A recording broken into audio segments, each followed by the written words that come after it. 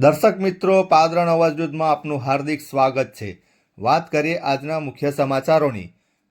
આજ રાત્રિના સુમારે ડભાસા પાસે ઇન્ડિયન ઓઇલ પેટ્રોલ પંપ પાસે ગોઝારો અકસ્માત સર્જાયો।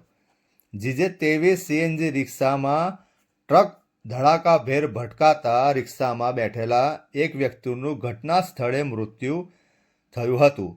બીજા અન્યોને નાની મોટી ઈજાઓ થતાં નજીકની હોસ્પિટલમાં રિફર કરવામાં આવ્યા હતા। આ અકસ્માત પહેલાં પણ બીજા અન્ય વાહનોનો અકસ્માત સર્જાયો હતો। પાદરા જંબુસર રોડ ક્યારે બનશે? કાચબાની ગતિએ કામ થતો હોય તેમ લોકચર્ચા। કાતિલ રોડ કેટલા લોકોનો ભોગ લેશે?